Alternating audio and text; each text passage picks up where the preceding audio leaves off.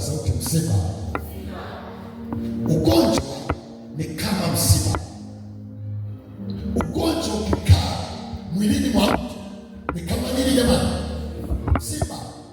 Unamfanya huyo mtu akose amani, asifurahie maisha, asifurahie anachotaka. Na kuna watu kwa sababu ya ugonjwa unachakula huyo. Sio kwamba upende, lakini umeambiwa usile nyama, usile kitu fulani, usile mboga fulani. Kwa hiyo ugonjwa ukiingia mwilini mwa mtu unafananishwa na nini jamani? Hebu sema msiba. Sema tena msiba.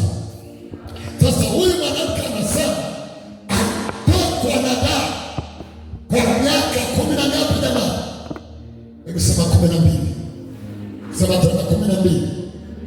Mtu anaumwa miaka 10 na ngapi jamani? 12. Mtu anaumwa.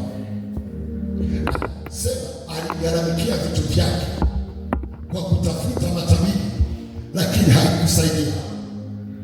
Akatumia fedha kwenda kwa madaktari bingwa, kwenda kwa watu wenye kujiweza, lakini haikusaidia. Lakini Biblia inatuambia siku moja akasikia Yesu wa Nazareti apita.